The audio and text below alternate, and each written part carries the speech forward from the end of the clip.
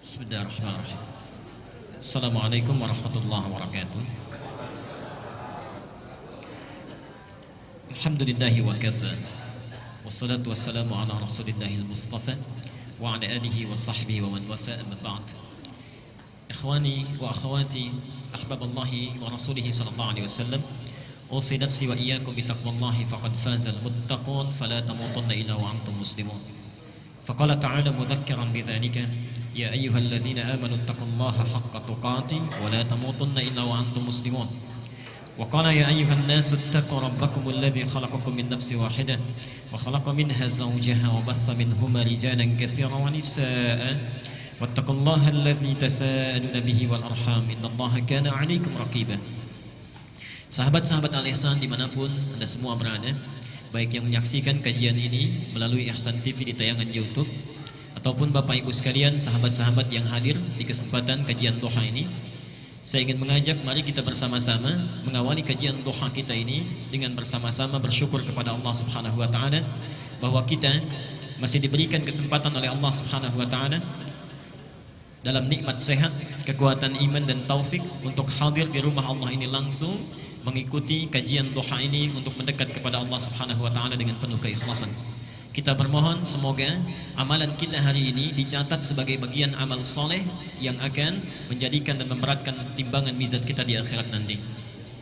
Bapak Ibu sekalian, bila kita menjadikan kegiatan ini sebagai amal soleh, sekiranya apa janji Allah yang sudah disampaikan dalam Al-Quran, saya mohon maaf ya, ini saya sampaikan untuk memperbaiki niat kita dulu. Jangan-jangan ada di antara kita yang hadir ke masjid ini hanya sekedar ingin bertemu dengan kawannya, sekedar ingin bertemu dengan teman-temannya, ingin tahu ustadznya, ingin bertemu dengan teman kerabatnya. Maka mulai masuk ke ruangan ini, di rumah Allah ini, perbaiki niat kita semuanya lillah karena Allah. Jadikan sebagai amal soleh. Kalau itu kita lakukan, perhatikan janji Allah. Quran dulu, tercantum di surah ke-16 An-Nahl ayat 97. Quran surah An-Nahl surah ke-16 ayat 97. Man 'amila shalihan min dzakarin aw untha wa huwa mu'minun falanuhyiyannahu hayatan thayyibah. Subhanallah. Siapa saja yang beramal saleh, melakukan satu amalan kebaikan karena Allah, baik lelaki ataupun perempuan, yang amalnya didasari karena iman kepada Allah Subhanahu wa taala, bukan karena yang lain. Perhatikan janji Allah itu langsung menggunakan huruf fa, bukan waw, bukan thumma, tapi fa. Perhatikan bedanya huruf ini dalam tafsiran bahasa Arab. Kalau menggunakan huruf waw, itu bisa jadi ada jeda yang sangat singkat. Jadi kalau saya katakan misalnya Ahmad yadhhab ila Jami' al-Ihsan wa Ali. Ahmad pergi ke Masjid Al-Ihsan dan Ali. Itu bisa jadi ada jeda. Ahmadnya pergi misalnya sekarang, Ali nyusul 5 menit kemudian. Ada yang kedua menggunakan thumma. Dhahaba Ahmad ila Jami' Al-Ihsan thumma Ali. Ahmad pergi ke Masjid Al-Ihsan, kemudian Ali. Di sini jedanya agak panjang. Mungkin 1 jam kemudian, mungkin 2 jam kemudian. Tapi kalau kalimatnya menggunakan fa, artinya nyaris tak ada jeda. Dhahaba Ahmad ila Jami' al-Ihsan fa'ali. Ahmad pergi ke Masjid Al-Ihsan, lantas Ali. Jadi begitu Ahmad berangkat, Ali pun langsung berangkat. Subhanallah. Di ayat ini bukan waw, bukan thumma, tapi menggunakan fa langsung. Man 'amila shalihan min dzakarin aw untha wa huwa mu'minun falanuhyiyannahu hayatan thayyibah. Maka Allah akan jamin untuk memperbaiki keadaan hidupnya. Subhanallah. Allah akan perbaiki keadaan hidupnya, bukan hayah biasa tapi hayatan thayyibah, dijadikan lebih baik dalam pandangan Allah Subhanahu wa taala. Mohon maaf, barangkali tidak semua orang yang hadir saat ini itu berada hatinya dalam keadaan yang tentram. Mungkin ada yang sedang punya persoalan di pekerjaannya, ada yang sedang punya masalah di rumah tangganya, ada yang sedang punya persoalan di lingkungan kehidupan sosialnya. Allah berjanji dalam ayat ini, siapa yang beramal soleh diniatkan karena Allah, maka keadaan apapun yang sedang dia rasakan, Allah akan rubah menjadi lebih baik dalam pandangannya. Jadi antum begitu masuk ke ruangan di rumah Allah ini, subhanallah, perbaiki niat kita, lakukan karena Allah, dan sampaikan kepadanya, duhai Allah, saya hadir di rumahmu ini untuk mendekat kepadamu, jadikan sebagai amal soleh, lalu minta kepada Allah kebutuhan yang kita mohonkan untuk dijadikan lebih baik. Itulah sebabnya saya sering rewel menyampaikan, subhanallah, kalau kita berada taklim di masjid, itu adalah anugerah yang tak terkira nilainya. Perhatikan kalimatnya, tafsir dari ayat ini bisa kita katakan demikian. Kalau antum masuk masjid, kalimat apa yang diucapkan? Baik. Lihat ya, masjid rumah siapa? Rumah Allah. Masuk rumah Allah sang Khalik dengan masuk rumah kita itu sudah lain aturannya. Masuk rumah kita, sebelum masuk kita ucapkan dulu assalamualaikum. Tolong dicatat ini ya, hadisnya sahih. Seorang yang masuk ke satu ruangan kemudian tidak mengucapkan assalamualaikum, maka syaitan jin berkata kepada teman-temannya, ada tempat bermalam bagi kita hari ini. Kalau kita mengatakan assalamualaikum misalnya, walaupun tidak ada orang, dan jangan khawatir akan dijawab, nggak apa-apa. Assalamualaikum misalnya, kalau kita ucapkan assalamualaikum, maka syaitan atau jin dia berkata kepada kawan-kawannya, tidak ada tempat bermalam bagi kita hari ini. Pun sama saat kita makan atau minum misalnya, tidak mengucapkan bismillah karena Allah, maka jin akan berkata, syaitan akan berkata kepada kawannya, kita punya jatah makan atau minum. Tapi kalau kita bacakan bismillah, sebut nama Allah, dia akan berkata, tidak ada jatah bagi kita hari ini, baik makan ataupun minuman. Rumah Allah beda cara masuknya. Antum rumah biasa, assalamualaikum, masuk rumah Allah, kaki kanan yang dilangkahkan dan kalimatnya lain, Allahumma ftahli abwaba rahmatik. Subhanallah. Tolong fokus ke sini ya. Ya Allah, barangkali antum selama ini cuma dibaca, tapi sebetulnya Allah sedang menunggu kita. Allahumma ya Allah, iftahli, bukakan kepadaku, bukakan untukku, abwaba, pintu-pintu, bukan hanya satu pintu. Ini bukan pintu fisik yang dimaksudkan. Abwaba rahmatik, pintu-pintu rahmatmu yang luas itu. Kalimat rahmat di Quran wujudnya ada 3. 1, rahmat itu bisa berarti solusi dan kasih sayang Allah yang diberikan bagi orang yang sedang punya masalah, punya persoalan. Itu ada dalilnya di Quran surah Al-Baqarah 155 sampai 157. Quran surah 2 Al-Baqarah ayat 155 sampai 157. Dan nanti keterangannya, tafsirnya ada di Quran surah At-Taubah surah 9 ayat yang ke-18. Perhatikan kalimat Qurannya, subhanallah, ini indah sekali. Walanabluwannakum bisyai'in minal khawf wal ju' wa naqsin minal amwali wal anfusi wath thamarat wa basyiris sabirin. 155. Alladzina idza asabathum musibah qalu inna lillahi wa inna ilaihi raji'un. 156.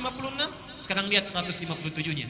Ulaika 'alaihim salawatu min rabbihim wa rahmah wa ulaika humul muhtadun. Berhenti di sini. Mohon fokus ke sini, ke ayatnya. Kata Allah, dan siapapun yang hidup itu pasti kami akan uji kehidupannya dengan berbagai ujian yang bermacam-macam. Minal khauf, ada yang gelisah, khawatir, takut. Di antara kita juga pasti itu ada yang gelisah. Tidak mungkin orang hidup tidak gelisah. Gelisah kalau anak terlambat datang ke rumah. Gelisah kalau suami telat. Gelisah kalau istri belum pulang jam sekian dan sebagainya. Gelisah kalau pekerjaan kita belum menghasilkan seperti yang diharapkan. Wal ju', kekurangan makanan. Wa naqsin minal amwal, kekurangan harta. Wal anfus, ada yang sakit sampai dengan wafat. Wath thamarat, ada yang bekerja tapi hasilnya tidak sesuai harapan. Pasti kita akan alami itu. Seakan-akan, mohon maaf, manusia itu tidak akan luput dari masalah. Tidak ada orang hidup gak punya masalah. Kata Allah, wa basyiris sabirin, berikan kabar gembira kepada orang yang sabar saat dia menerima ujian itu. Siapa mereka? Alladzina idza asabathum musibah qalu inna lillahi wa inna. Perhatikan rumusnya. Kita qalu di sini bukan hanya berkata, bukan. Kata qaul itu juga bisa berarti meyakini. Meyakini dengan sangat yakin. Jadi kalau antum sedang punya masalah, rumus cepatnya jangan mengeluh. Mengeluh itu tidak menyelesaikan persoalan. Antum datang ke sini ada macet, terjebak lampu merah. Antum keluh kesah sana sini, memarahi lampu, itu tidak akan berubah, tetap merah. Kita menggerutu, situasi tidak akan berubah. Jalan yang pertama kita lakukan, qalu inna lillahi wa inna ilaihi rajiun. Subhanallah, alhamdulillah, Allah sudah mengatur ini. Memang ini jalannya yang harus saya lalui. Kalau seseorang mendekat kepada Allah, lahir ketenangan dalam jiwanya. Kalau dia sudah tenang, dekat dengan Allah, perhatikan 157-nya. Ulaika alaihim salawatu min rabbihim. Satu. Orang-orang yang punya sikap seperti ini dipuji oleh Allah. Wa rahmah, kalau sudah dipuji diberikan rahmat. Apa bentuk rahmat itu? Wa ulaika humul muhtadun, diberikan solusi, petunjuk untuk menyelesaikan seluruh masalah-masalahnya. Subhanallah. Bapak Ibu sekalian, ketika antum masuk ke masjid, awas, di antara kita barangkali ada yang lupa. Dibuka pintunya, mengucapkan Allahumma ftahli abwaba rahmatik, bukakan pintu-pintu rahmatmu ya Allah. Ayat ini seakan-akan memberikan kesan Allah sedang menunggu kita punya persoalan apa. Diseakan-akan Allah ini di rumahnya ini sedang menunggu. Adakah di antara kita yang sedang gelisah hatinya? Adakah yang punya persoalan di pekerjaan dan hartanya? Adakah yang sedang sakit ingin meminta kesembuhan? Adakah yang sedang punya persoalan omsetnya barangkali tidak naik, stagnan, terus turun dan sebagainya? Antum masuk ke ruangan masjid, Allah sudah tunggu. Jadi kalau kita sudah berada di dalamnya, tunaikan salat 2 rakaat, duduk sibukkan diri kita untuk meminta kepada Allah Subhanahu wa taala. Orang yang minta diberi nama dengan muhtadun, kalau sudah diberikan diberi nama dengan muhtadin. Lihat di surah At-Taubah ayat ke-18 tadi, tafsirnya. Innama ya'muru masajidallahi man amana billah wa aqamas salat wa ataz zakat wa lam yakhsha illallah fa asa ulaika ay yakunu minal muhtadin. Yang memakmurkan masjid Allah itu kalangannya terbatas. Kalangannya terbatas, subhanallah. Itu hanya orang-orang yang yakin kepada Allah, menunaikan salat dengan konsisten, tunaikan zakatnya dengan baik, tidak pernah takut kecuali hanya pada Allah Subhanahu wa taala. Subhanallah, kata Allah, fa'asa ulaika ayyakunu minal muhtadin. Asa beda dengan la'alla. Kalau la'alla itu berjuang keras dulu baru dikasih. Karena itu ketika Allah menurunkan ayat tentang puasa di Ramadan, itu ujungnya ditutup dengan la'allakum. Terulang sebanyak 59 kali dalam Al-Qur'an. La'allakum itu artinya sesuatu baru diberikan kalau dia serius. Kalau serius. Karena itu jangan harap setiap orang yang puasa itu bisa takwa, belum tentu. Ketika la'allakum tattaqun menutup ayat Al-Baqarah 183, seakan-akan ada kesan yang bisa jadi takwa itu hanya orang yang serius puasanya. Yang tidak serius belum tentu dapat. Mungkin awal-awal puasa salatnya di saf terdepan, selesai puasa, maaf, masjidnya pun bisa tidak hafal. Mungkin bisa begitu. Hanya orang serius yang mendapatkannya. Tapi kalau antum bisa mendawamkan ke masjid, baru masuk saja, bahasanya bukan la'alla, asa. Asa itu kalau kita lakukan dengan yakin, Allah cepat kasih. Allah cepat kasih. Jadi mohon maaf ini ya, kalau antum sudah di masjid, ayo sibukkan. Sibukkan dengan mendekat kepada Allah. Peluangnya ada, antum sedang dinanti ini. Jangan kita menyibukkan diri dengan mengobrol, membicarakan keburukan orang lain dan sebagainya. Sudah, duduk di masjid, sibukkan meminta kepada Allah. Saya berikan rahasia untuk para ikhwan di sini, para ayah khususnya. Para sahabat itu rata-rata, termasuk ulama dan salafus salih. Kalau pulang dari pekerjaannya, Pak, itu mereka membiasakan mampir ke masjid. Salat tahiyatul masjid di masjid, kemudian mereka mendekat, memanjatkan segala doa kepada Allah, menyerahkan hasil usahanya. Subhanallah, rata-rata mereka itu bisnisnya tidak pernah rugi, selalu untung. Tidak pernah rugi, selalu untung. Bayangkan masjid di masa itu belum ada karpetnya, alasnya masih tanah, atasnya pelepah kurma, kan? Mohon maaf, apa namanya? Tembok-temboknya itu sekatnya pelepah kurma, atasnya daun-daun kurma. Kalau masjid yang terbatas saja mereka sudah bisa melakukan dengan baik, maka antum masjidnya yang hadir di samping tempat kita, tempatnya bagus, ada AC-nya, karpetnya baik, segalanya cukup, belum sempat menyentuh kita untuk mendekat kepada Allah, maka dengan cara apa lagi Allah mesti fasilitasi. Itu bagian yang pertama. Yang kedua, rahmat itu juga bisa berarti ampunan Allah bagi orang yang punya dosa tanpa batas. Bagi orang yang punya dosa yang berlebih. Quran surah 39 ayat 53, Az-Zumar. Quran surah 39 ayat 53. Qul li ibadiyalladzina asrafu ala anfusihim la taqnatu min rahmatillah. Katakan Muhammad kepada hamba-hambaku yang berbuat dosa dengan israf. Israf itu berlebihan. Jadi kalau ada orang minum 1 gelas, yang ini 8 gelas. Ini makan 1 piring, yang ini 4 piring. Ini belanja sesuai kebutuhan, ini setiap yang dilihat harus dibeli, kalau perlu ngutang. Itu israf namanya.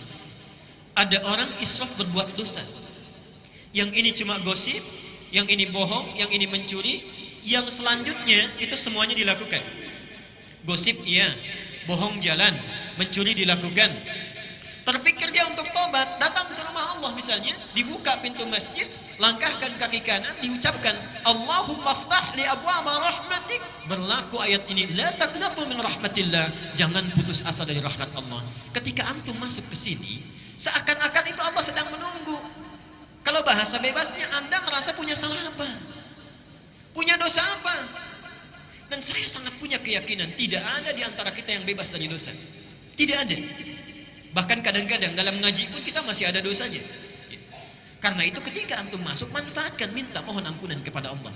Dan yang terakhir, rahmat itu juga bisa berarti karunia Allah yang berlimpah tanpa batas. Di dunia disebut dengan Rahman, di akhirat disebut dengan Rahim. Dan itu kita mintakan minimal 17 kali dalam sehari. Setelah Alhamdulillahirrabbilalamin, apa yang kita baca? Ar-Rahmanir Rahim. Jadi mohon maaf, sunnahnya nanti dengan siapapun antum mengaji, kalau sudah masuk masjid, minta kepada Allah kemuliaan, Allah sedang menunggu, langsung sibukkan. Kalau kita tidak meminta kebaikan dari persoalan kita, minta diselesaikan. Yang kedua, minta ampunan dari dosa yang kita miliki. Dan yang ketiga, antum punya persoalan apapun dunia, mohonkan rahmat Allah Subhanahu wa taala. Semoga Allah memberikan kebaikan kepada kita dengan itu. Baik. Bapak Ibu sekalian, khususnya hari ini saya mohon kepada Bapak Ibu sekalian, perbanyak amal soleh kita. Jangan hanya dengan ta'lim saja. Pulang ke rumah, tingkatkan amal yang lainnya, jamaahnya, salatnya, tilawah Qur'annya. Kenapa? Karena nanti kita akan buka kajian kita ini dengan menyampaikan hadis Nabi Muhammad SAW tercantum di Sahih Al-Bukhari nomor hadis 518. Dan isi hadis ini hanya akan datang setahun sekali. Antum, saya, kita semua belum tentu bisa hidup sampai tahun depan. Kalau sudah sadar tidak mungkin hidup sampai tahun depan, belum tentu masanya, maka yang ada di hadapan kita jangan disia-siakan. Apa bunyi hadisnya? An Ibnu Abbas radhiyallahu anhuma. Hadis ini diriwayatkan oleh Ibnu Abbas, Abdullah bin Abbas. Semoga Allah memberikan ridha kepadanya dan kepada ayahnya Abbas. Qala, beliau menyampaikan, qala Rasulullah sallallahu alaihi wasallam, Rasulullah sallallahu alaihi wasallam bersabda, "Ma min ayyamin al-'amalu as-salihu ahabbu ila Allah fiha min hadhihi al-ayyam al-'ashr." Kata Rasulullah sallallahu alaihi wasallam, saya terjemahkan dulu bagian dari hadisnya. Tidak akan ditemukan hari-hari dari sepanjang hari yang dilalui oleh manusia setiap tahunnya yang kalau kita beramal soleh di hari-hari itu, subhanallah, amal soleh kita akan sangat dicintai, diistimewakan, dilipat gandakan pahalanya oleh Allah dibandingkan hari-hari biasa. Itulah 10 hari pertama di bulan Dzulhijjah. 10 hari pertama di bulan Dzulhijjah. Kalau kita bertanya berapa gambaran pahalanya, perhatikan, sahabat memberikan ilustrasi. Qalu, para sahabat bertanya, "Ya Rasulullah, wahai Rasulullah, walal jihadu fi sabilillah, apakah jihad fi sabilillah tidak mampu menandingi pahalanya kalau kita beramal di 10 hari pertama Dzulhijjah ini dengan keutamaannya?" Qala Rasulullah sallallahu alaihi wasallam, dijawab oleh Nabi sallallahu alaihi wasallam, "Walal jihadu fi sabilillah." Bahkan jihad fi sabilillah pun tidak bisa menandingi keutamaan amal soleh di waktu ini, illa rajulun, kecuali bila ada seseorang kharaja bi nafsihi wa malihi, yang dia berjuang dengan jiwa dan hartanya, thumma lam yarji' bidzalika min syai', kemudian dia tidak kembali lagi setelah dia berjihad, itu artinya wafat. Jadi kalau antum melakukan amalan kebaikan saat ini, kemudian kita perbanyak amal saleh kita, itu nilainya lebih tinggi dibandingkan fi sabilillah, kecuali kalau ada orang yang beramal satu amalan ini dia masih unggul, yaitu yang berjihad dengan harta dan jiwanya sampai dia wafat. Maaf ya, saya berikan gambaran dulu sebentar. Ini penting, saya khawatir terlewat ya. Kalau antum masih belum termotivasi sekiranya untuk beramal, memperbanyak amalan, ayo saya berikan gambaran sederhana saja. Sekarang masing-masing tanyakan pada diri kita, berapa usia kita? Oke, dijawab masing-masing saja. Saya tahu rata-rata 17 tahun ke atas ya. Oke. Misal, ambil rata-rata 40 tahun. Penelitian menunjukkan, dan sering saya sampaikan ini, setengah usia manusia itu dipakai tidur. Dipakai tidur. Jadi kalau orang usia 40 tahun, yang tidur berapa tahun? Sisanya beraktivitas. Baik. Makannya, minumnya, salatnya, ngobrolnya, bekerjanya, termasuk maksiatnya ada di sini. Baik. Maaf, kalau antum wafat hari ini, misal detik ini pas misalnya wafat kita, baik. Kira-kira rumah kita yang kita bekerja keras puluhan tahun untuk dibangun itu dibawa tidak? Tidak, baik. Mobil dibawa? Handphone? Baik. Kalau tidak, diinfakkan aja di sini ya, supaya bisa ditukar nanti. Baik. Amal soleh ya. Yang dibawa apa? Amal soleh. Ibadah kan? Baik, ibadah. Saya mau tanya, dari 20 tahun beraktivitas, yang jadi ibadah berapa tahun?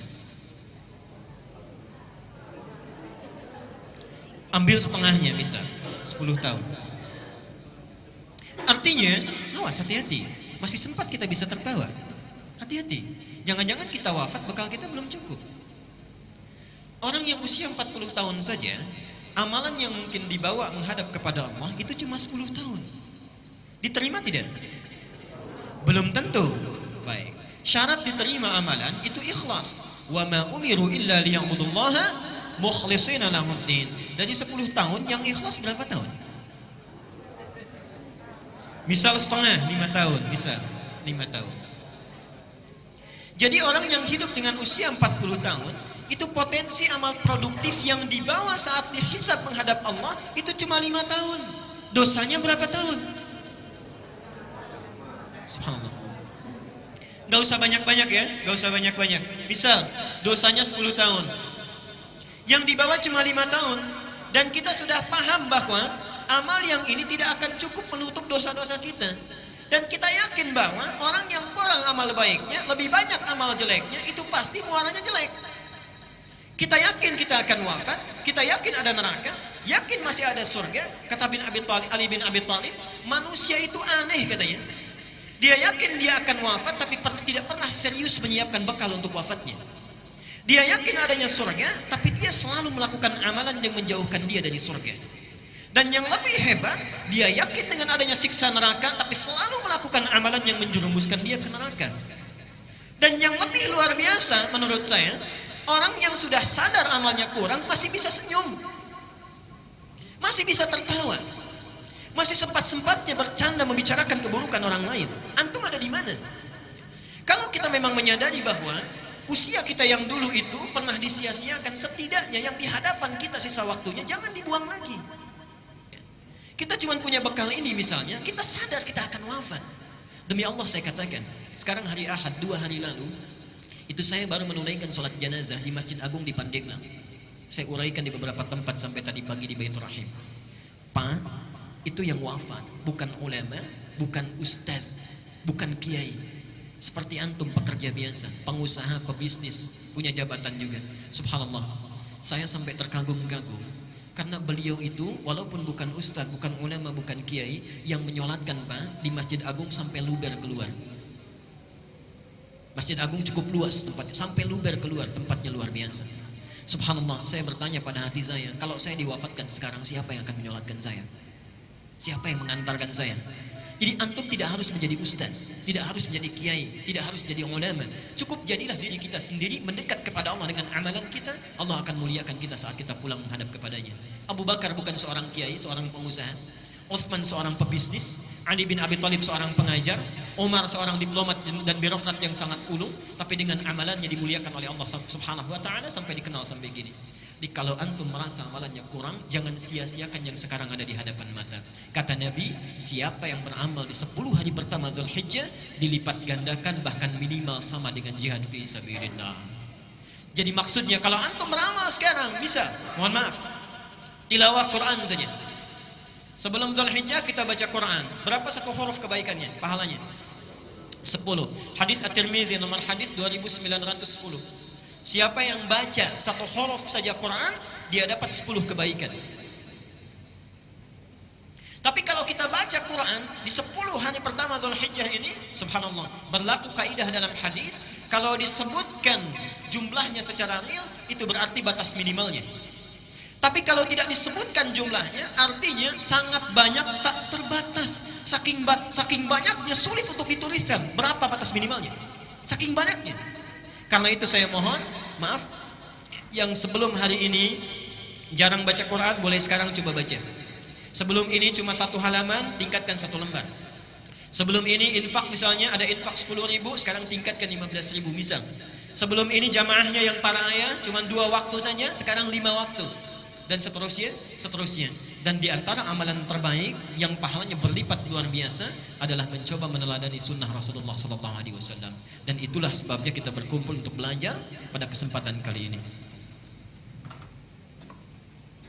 Bapak Ibu sekalian, karena itu mari kita manfaatkan, menghidupkan sunnah Nabi setidaknya di 10 pertama Dzulhijjah ini, sehingga mudah-mudahan dengan itu semua pahala yang didapatkan oleh kita dengan izin Allah menjadi semakin berlipat. Dan nyatalah janji Nabi sallallahu alaihi wasallam, "Man ahabba sunnati faqad ahabbani wa man ahabbani kana ma'i fil jannah." Siapa yang mencintai sunnahku, maka dia telah mencintaiku, dan siapa yang mencintaiku, sungguh dia akan bersamaku di surga nanti. Mudah-mudahan dengan amal soleh kita hari ini, kita akan dipertemukan dan tinggal bersama Rasulullah sallallahu alaihi wasallam di yaumil akhir kelak. Tidak cukup dengan amin nanti itu ya, dilihat dulu, kemudian dipelajari dan diamalkan. Baik. Mari kita teruskan dulu. Kita fokus sebentar. Kita sudah membahas beberapa tuntunan sunnah Rasulullah. Saya akan lihatkan slide-nya dengan cepat supaya kita mengingat kembali. Dan bukan sekedar mengingat, kalau saya tayangkan dari awal, artinya itu seperti bertanya pada diri kita masing-masing, antum sudah mengamalkan sejauh mana? Oke.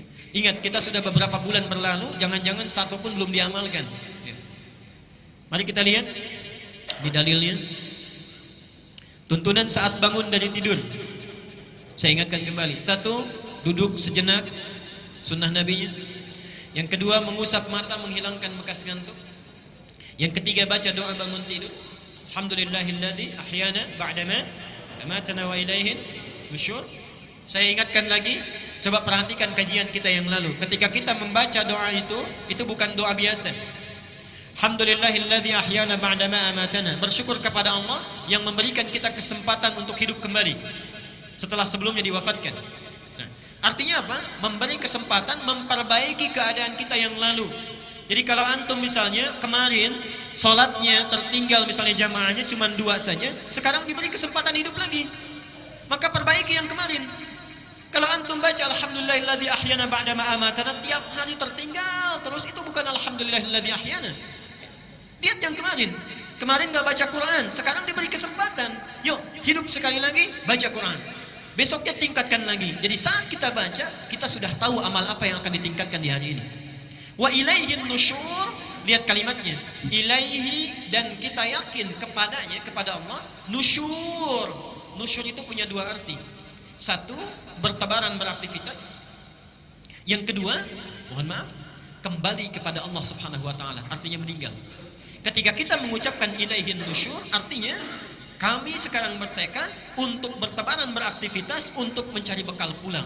Artinya orang yang membaca doa ini, dia sudah siap berkomitmen menjadikan semua aktivitasnya sebagai ibadah kepada Allah Subhanahu wa taala. Jadi kalau antum baca alhamdulillahilladzi ahyana ba'dama amatana wa ilaihin nusyur, tapi minumnya tidak disebut nama Allah, itu doanya ada yang kurang sempurna. Berangkat ke kantor tidak menyebut nama Allah, bismillah, ada yang kurang sempurna. Orang yang membaca doa itu setiap detik di ibadah. Subhanallah. Qiyaman wa qu'udan wa ala junubihim. Dia berdiri, dia duduk, ataupun dia berbaring, semuanya ibadah mendekat kepada Allah Subhanahu wa taala. Karena itulah untuk menguatkan tekad kita, yang keempat dibaca 10 ayat terakhir di surah Ali Imran. Supaya ini tafsirnya. Ketika membaca wa ilaihin nusyur, apa tafsirnya? Inna fi khalqis samawati wal ardi wa ikhtilafil laili wan nahari la ayatin liulil. Seterusnya, alladzina yadhkuruna Allaha qiyaman wa qu'udan wa 'ala junubihim. Subhanallah. Jadi antum kalau baca doa ini, para ayah, berangkat ke kantor, bismillah, jadikan ibadah. Macet, bismillah. Baca Quran, bismillah. Minum, bismillah. Semua jadi ibadah. Kalau antum tinggalkan ini, rugi kita. Rugi kita. Tidak jadi amal soleh. Wal 'asr innal insana lafi illa alladzina wa amilus shalihat. Kalau aktivitas kita tidak jadi amal soleh, walaupun kita beriman, rugi kita karena tidak mendapatkan bekal yang cukup untuk pulang. Hadisnya sudah saya sebutkan. Yang selanjutnya, saya teruskan dulu pelan-pelan ya untuk mengingatkan. Amalan selanjutnya, kalau sudah keluar dari tempat tidur, mencuci kedua telapak tangan dulu, kemudian bersiwak, berwudu dengan sempurna, atau kalau yang memiliki hajat, dia bisa melakukan mandi janabah. Kemudian setelah itu bangun di pertengahan malam. Ingat, bangunnya bukan kesiangan ya. Sunnah Nabi, harus saya ingatkan dulu, keluar kamar mandi penting dicatat, ini bukan kesiangan setelah subuh baru bangun, bukan ya. Jadi persis tidur lebih awal, bangun di pertengahan malam atau sepertiga malam, duduk, bersihkan bekas ngantuk, baca doa, kemudian 10 ayat terakhir di surah Ali Imran, keluar, cuci tangan, bersikat gigi, siwak, kemudian berwudu, sempurnakan wudunya, atau ingin kita mandi dulu, baru kemudian setelah itu tunaikan salat tahajud. Dan di sini kemarin kita berhenti bahasan kita. Coba tanyakan sampai antum duduk di sini, dari sekian sunnah sudah berapa yang diamalkan? Kalau ada yang terlewat, maka malam ini jangan lewatkan lagi ya. Sudah kita bisa maksimalkan.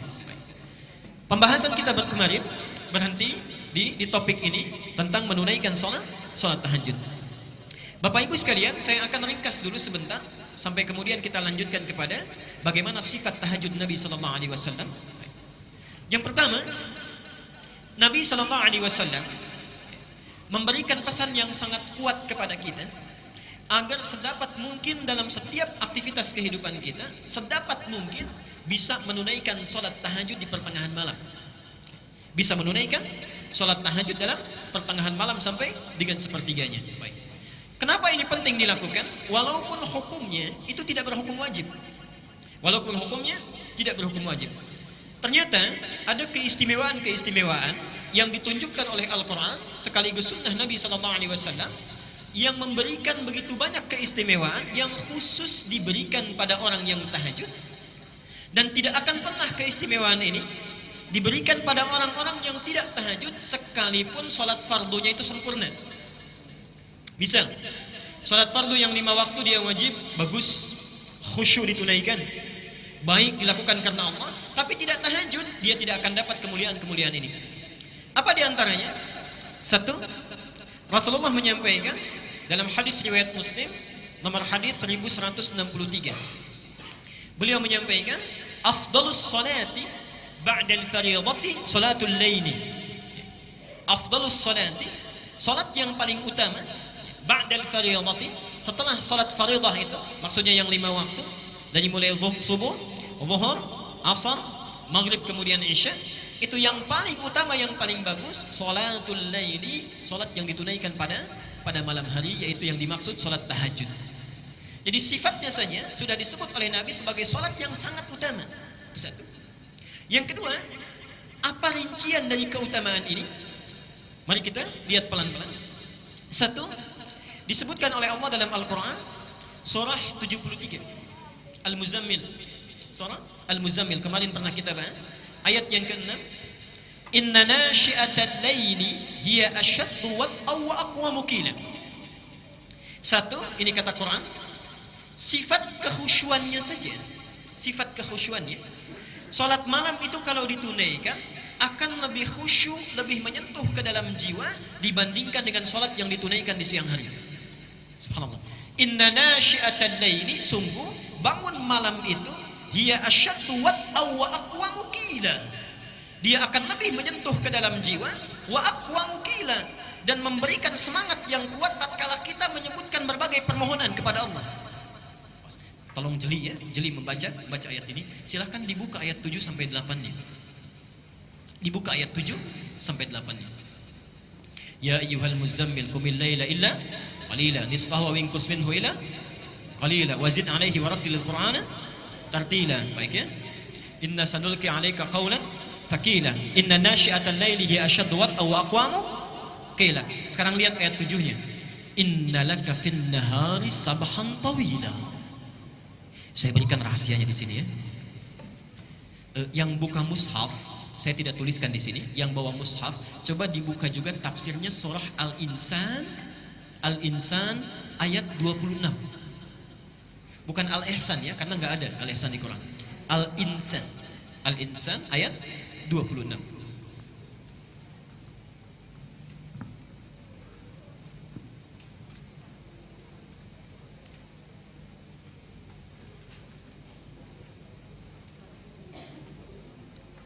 Saya akan tunjukkan betapa Allah menyindir kita dengan bahasa yang sangat halus sekali. Kita buka di surat 73 dulu. Al-Muzammil, inna laka fin nahari. Lihat sini rumusnya, saya garis bawahi. Sabhan tawila. Ini. Lihat sini. Ini yang di Al-Muzammil ayat ke 7. Oke. Sungguh kata Allah, inna laka fin nahari, sungguh engkau itu pada saat siang, sabhan tawila, begitu banyak dan sibuk betul aktivitasnya. Kalau bahasa bebasnya, subhanallah, kamu itu betapa sibuknya pada saat siang. Pekerjaannya untuk kehidupan dunia kita saja. Kerja, sana sini, makan, minum, bahkan tidur dan sebagainya. Jadi siang itu seakan-akan tidak ada waktu untuk Allah. Paling cuma 1 menit, 2 menit, 5 menit, 10 menit. Kadang-kadang sholatnya juga kalau ada rapat buru-buru. Ibu juga misalnya sedang sholat, dengar ada diskon, kadang-kadang buru-buru. Ya. Subhanallah. Innalaka fin nahari sabhan tawila. Kata Allah, kamu itu saat siang begitu sibuk luar biasa. Wadhkur isma rabbika wa tabattal ilaihi tabtila. Subhanallah. Perhatikan di sini ya.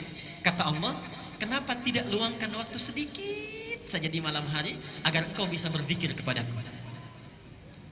Siang hari kita sibuk dengan makhluk, kapan waktunya untuk sang Khalik? Sedangkan setiap waktu Allah memperhatikan kita. Dan hebatnya manusia, kalau lagi butuh cepat ke Allahnya minta gitu kan? Allah menyindir kita dengan sangat halus. Anda itu siang kok sibuk sekali. Kalau malam dipakai apa? Sudah siang sibuk, malam tidur juga. Siangnya sibuk, wa ja'alna an-nahara ma'asha, sibuk beraktivitas, malamnya tidur. Cita-cita masuk surga. Cita-cita masuk surga. Kata Allah, subhanallah, wadhkur isma rabbika wa tabattal ilaihi tabtila. Kenapa tidak luangkan waktu sedikit saja untuk menyebut nama Tuhanmu, mendekat kepada Allah? Baik. Nah, disebut di ayat lain di Al-Insan itu, di Al-Insan maaf, ayat ke-26. Perhatikan di situ. Wa minal laili fasjud lahu wasabbihhu lailan tawila. Lailan tawila. Dan di antara sementara malam, tidak usah semuanya. Allah nggak minta kita semua malam, tidak. Sedikit saja kita bangun. Kemudian sujud kita, salat pada Allah. Wasabbihhu, dan banyak bertasbih menyebut namanya. Lailan tawila. Lihat sini sebentar. Garis bawahi dulu. Saya tidak akan menafsirkan yang ini dulu. Saya akan tafsirkan yang ini dulu. Bapak Ibu sekalian, perhatikan bedanya Allah dengan makhluk, sang Khalik dengan makhluk. Kalau makhluk minta, manusia minta, biasanya setiap permintaan dan perintahnya itu harus ada kompensasi, timbal balik. Sifat kedua, kalau diminta sekali masih mungkin beri, walaupun kemungkinannya juga belum tentu diberi. Walaupun kemungkinannya belum tentu diberi. Pak, boleh minta kertas 1? Mungkin diberi. Boleh minta handphonenya? Belum tentu diberi, baik kan? Belum tentu diberi. Minta sekali diberi, kedua kali belum tentu diberi, 3 kali bisa marah. Sang Khalik lain, diminta sekali senang, 2 kali lebih senang, berkali-kali sangat senang. Tidak minta malah marah, tidak minta malah marah. Dan hebatnya ketika Allah menyindir kita untuk coba bangun sedikit saja, tujuannya bukan supaya kita menunaikan sholatnya, bukan. Tapi Allah tahu bahwa barangkali saat kamu sibuk itu kamu punya banyak masalah. Subhanallah. Ini sindiran sangat halus sekali, seakan-akan dengan sifat rahmatnya. Hai hambaku, barangkali engkau saat sibuk di siang hari, waktu kamu itu padat, barangkali punya masalah. Coba bangun sedikit saja, saya selesaikan masalah yang kamu miliki pada saat siang itu. Apa masalahnya? Coba lihat. 1, lihat kata Allah pahalanya Al-Isra ayat 79 sampai 82. Saya cepat, saya uraikan pertemuan yang lalu. 1, Wa minal laili fatahajjad bihi nafilatan laka asa satu ayyab'atsaka rabbuka maqaman mahmuda. Allah akan angkat derajat, karir, pekerjaan orang yang punya masalah ditempatkan di karir terbaik. Seakan-akan saat malam antum sibuk kalau bekerja siang hari, malam itu ditunggu. Ada nggak yang punya masalah di pekerjaannya? Wa qur rabbi adkhilni mudkhala sidqin. Ya Allah, mohon bimbing kami memulai pekerjaan ini dengan baik. Orang yang tahajudnya itu bangun dia ditunaikan, maka Allah akan bimbing dia mengawali aktivitasnya dengan bimbingan terbaik. Wa akhrijni mukhrajas sidqin. Subhanallah. Kalau dia memiliki kesulitan dimanapun itu, misal di pekerjaan, misal di rumah, misal dalam kehidupan harian, itu dibimbing oleh Allah, dilepaskan dari segala persoalan yang dialami.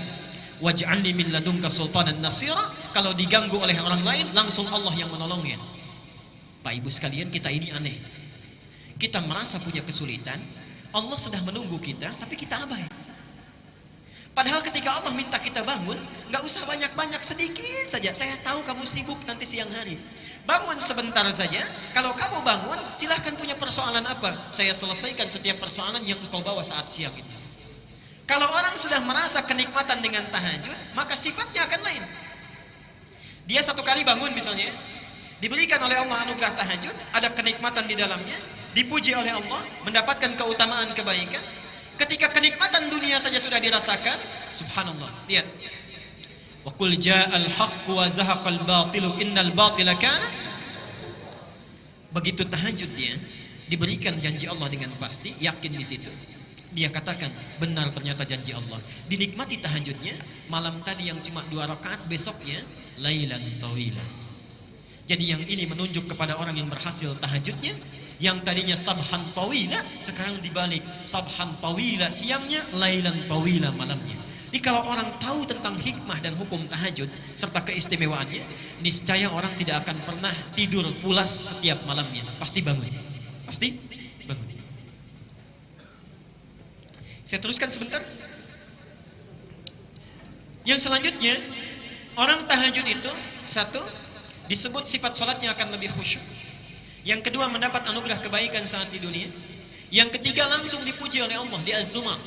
Quran surah 39 ayat 9. Amman huwa qanitun ana al-laili sajidan wa qa'iman yahdharu al-akhirah wa yarju rahmata rabbih qul hal yastawi alladhina ya'lamuna wal ladzina la ya'lamun. Adakah sama di antara orang-orang yang suka bangun malam dengan khusyuk kemudian sujud berdiri lama karena Allah dengan orang-orang yang tidak beriman? Sedangkan orang-orang yang bangun di malam hari ini, satu, dia takut kalau di akhirat dia tidak akan selamat. Yang kedua, dia mengharap rahmatnya Allah. Jadi diberi kesempatan oleh Allah, setiap bangun kamu mau minta apa? Mau minta apa? Hadisnya qudsi bahkan. Ya ibadi, wahai hambaku, siapa yang kemudian meminta kepada Allah, aku akan berikan. Siapa yang memohon akan dikabulkan. Siapa yang beristighfar mohon ampunan akan diampuni pada saat ini. Subhanallah. Dan yang terakhir, ini tolong catat dengan baik ya. Allah sediakan surga khusus bagi orang-orang yang selalu mendawamkan tahajud. Jadi ada surga khusus nanti, ada surga khusus ya, tingkatannya yang disediakan bagi orang yang selalu konsisten tahajud. Dalilnya Quran surah 51. 51 kalau dibalik berapa? 15, ayat 15 sampai dengan 18. Ini saya mohon maaf ya, ini ada beda Al-Ihsan dengan di Pandeglang Masjid Agung. Kalau di Pandeglang itu yang disolatkan orang, yang di sini jam. Jadi jamnya udah hilang tuh, ya. Kanan kiri itu. Disampaikan tadi jamnya sudah mati Pak kali, jadi nggak sempat lihat jam berapa sekarang. Tapi saya teruskan sebentar. Perhatikan ayatnya.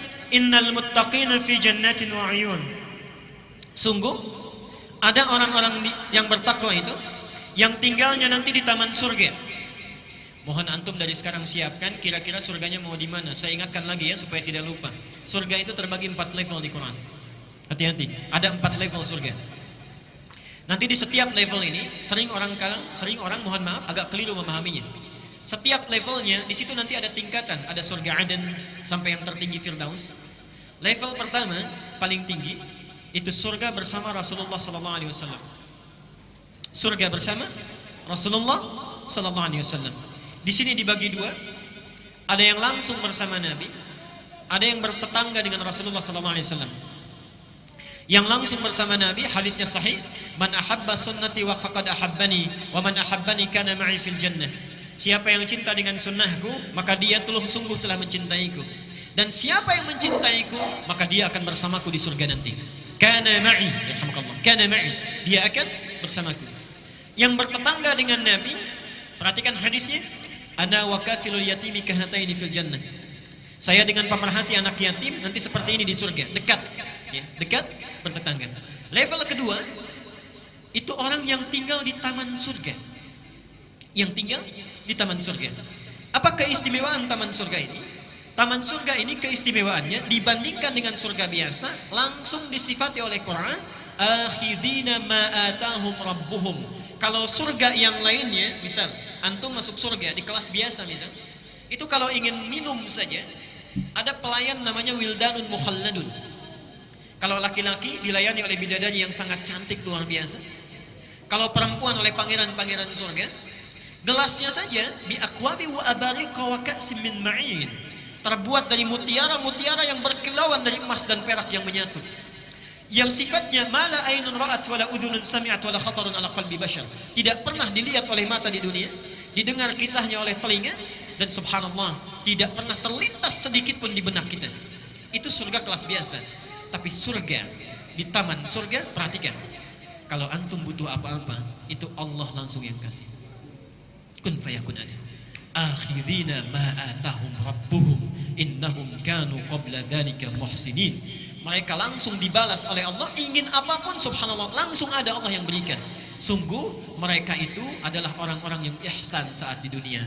Apa cirinya? Ternyata ciri pertamanya itu orang yang konsisten tahajud.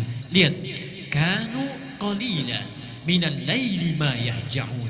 Ciri pertamanya, orang-orang ini saat di dunianya sedikit tidurnya. Sedikit tidurnya. Dia hidupkan malamnya. Jadi insyaallah antum mirip-mirip ya. Kalau di situ sedikit tidur, di sini sedikit-sedikit. Tambah sedikit ya. Baik. Kanu qalila minal laili ma yahja'un. Jadi kalau kita rajin tahajud, ya, kita dawamkan ibadah ini, subhanallah, itu surganya yang sudah menanti minimal taman surga. Taman surga itu minimal. Ya. Kalau antum misalnya tambah lagi dengan yang lain, kita dawamkan misalnya, subhanallah, sholat sunnahnya yang qabliyahnya 12 rakaat tidak pernah ditinggalkan, didawamkan terus, dibikinkan rumah lagi, dibikinkan istana di dalam surga. Kalau antum tinggalkan canda yang tidak bermanfaat, misal canda yang tidak bermanfaat itu yang ada bohongnya, hanya untuk membuat orang lain tertawa misalnya, itu subhanallah dibangunkan oleh Allah istana di pinggiran surga. Di pinggiran surga. Alhamdulillah masih penting dapat istana, ya. Di pinggiran surga. Baik, villa lah kalau dalam bahasa kita. Kalau orang yang meninggalkan perdebatan, misal ada debat kusir dan lain sebagainya, kita sudah tidak nyaman dengan itu, kita tinggalkan karena Allah, dibangunkan di dalam surga. Dan orang yang memelihara amal-amal solehnya, diperbaiki lagi, dibangunkan rumah di puncak tertinggi di surga. Sekarang, antum kira-kira sudah merencanakan mau tinggal di mana? Saya cuma kasih 2 pilihan. Kata Quran, minimal, ini yang paling minimal. Minimal itu kita harus ada di kelas 3. Yang ketiga itu tempat surga yang seluas langit dan bumi. Seluas langit dan bumi. Dalilnya ada di Ali Imran, nomor ayat 133 sampai 134. Quran surah 3 ayat 133 dan 134. Lihat ayatnya. Wasari'u ila maghfiratin min rabb wa jannatin arduha samawati wal ardu 'iddat lil muttaqin. Subhanallah. Sejenak. Kata Allah, segera engkau beristighfar kepada Allah. Mohon ampun taubat kepadanya. Dambakan punya cita-cita minimal punya rumah di surga seluas langit dan bumi. Subhanallah. Itu minimal yang akan disediakan bagi orang yang takwa. Apa amalannya? Ustaz, saya nggak sempat kalau tahajud. Tilawah Quran saya kurang bagus. Puasa juga kayaknya kurang mampu. Apa yang bisa dilakukan? Subhanallah. Lihat 134-nya. Alladzina yunfikuna fis sarra'i wad dharra. Dia gemar membantu sesamanya. Ada tetangganya kurang dia bantu. Walaupun cuma cukup air putih, dia bantu orang lain. Apa yang bisa dia persembahkan dia berikan. Wal kadhiminal ghaidha. Dia sanggup menahan amarahnya. Wal 'afina 'anil nas, ada orang salah dia maafkan. Jadi antum misalnya kalau sadar diri kita punya kemampuan amalan, tidak bisa melakukan yang lain, tunggangi yang lainnya. Pak, ada seorang pemuda, ini kisah ayat ini disampaikan. Seorang pemuda, Rasulullah sedang taklim seperti ini. Tiba-tiba kata Nabi, saya dengar langkah penghuni surga. 3 kali disebutkan, Ali dengan Mu'adz itu penasaran. Ketika penasaran diikuti sampai rumahnya, dilihat orang ini satu tidak tahajud. Yang kedua, bacaan Qur'annya terbata-bata, tidak lancar. Subhanallah. Yang ketiga, saat Mu'adz dan Ali puasa, dia tidak puasa sunnah. Besoknya penasaran ditanya, kata orang ini, kata pemuda ini, lastu min ahli tahajud. Saya memang tidak mendawamkan tahajud. Walastu min ahli siyam. Saya pun bukan termasuk orang yang ahli puasa. Walam ujid qiraatul Qur'an, dan bacaan Quran saya tidak sebagus kalian. Perhatikan jawabannya. Walakin indi amalun afrahu bihi amama rabbi. Tapi saya punya satu amalan yang saya harapkan banggakan di hadapan Tuhanku Allah Subhanahu wa taala. Apa amalannya? Setiap sebelum tidur berusaha memaafkan orang yang punya salah kepadanya. Berusaha memaafkan orang yang punya salah kepadanya. Yang terakhir, ini surga yang keempat, ini tingkatannya para ulama mengistilahkan surga kelas ekonomi yang biasa. Tidak disebutkan bagaimana keutamaannya, yang penting surga saja, surga saja. Nabi hanya menggambarkan mala ainun ra'at wala udhunun sami'at wala khatarun ala qalbi bashar. Kalau antum bercita-cita dari sekarang, tolong rencanakan kira-kira satu keluarga mau di mana. Awas ya, ini saya serius. Jangan sampai ibunya itu ada di tingkat 3, bapaknya di tingkat 2. Yang menarik, anaknya di tingkat 1. Awas, hati-hati. Berlaku hadis Nabi, saat kita masuk surga, dibukakan pintu surga, itu baru masuk, tempatnya belum. Kita memiliki tempat kita, itu diminta baca Quran dulu. Faqra wa rattil, fa inna akhira qiraatika akhiru manzilatika. Baca Quran yang biasa engkau baca di dunia itu dengan tartil. Kenapa bahasanya ada tartil? Tartil di sini agak panjang, karena ibu bapak sekalian, saya ilustrasikan dan tidak sesuai gambaran ini dengan kenyataannya nanti. Allahu a'lam.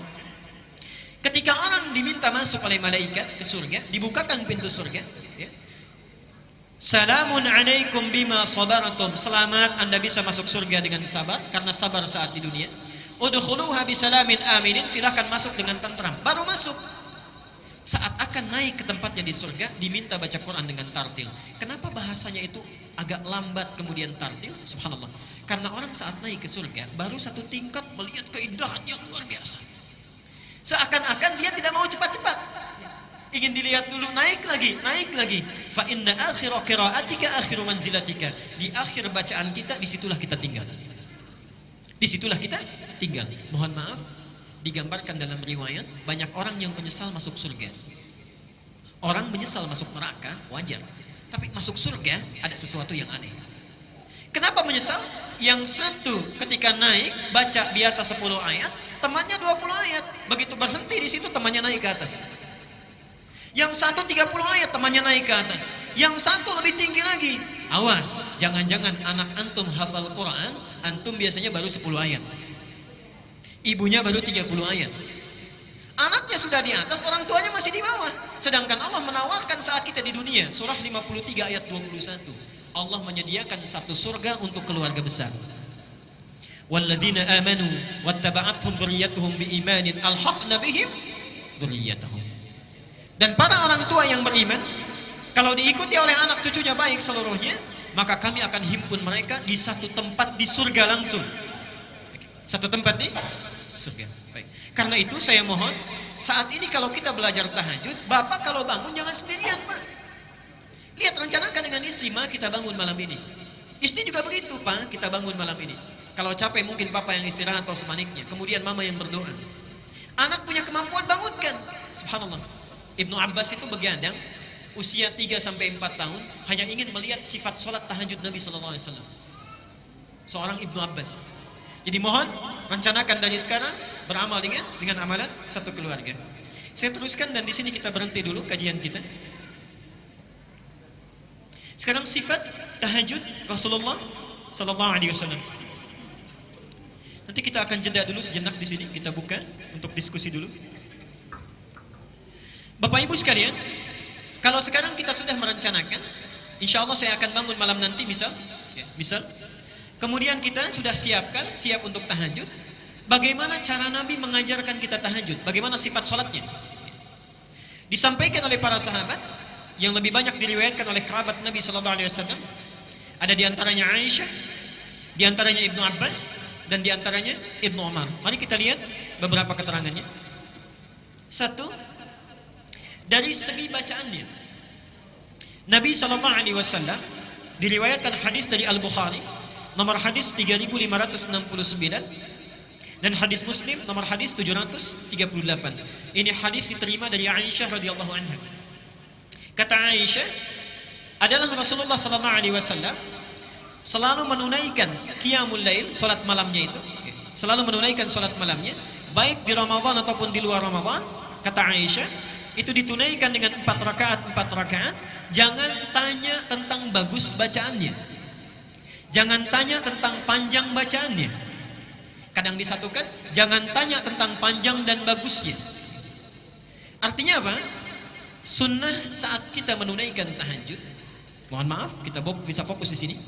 Sunnah saat menunaikan tahajud sedapat mungkin dibaca dengan tartil, berapapun ayat yang bisa kita hafalkan dan bisa kita baca. Sedapat mungkin dibaca dengan tartil. Mari kita lihat sebentar. Saya beri contoh. Misal, antum ingin menunaikan tahajud, baru hafal 50 ayat Al-Baqarah. Misal, kenapa ada is?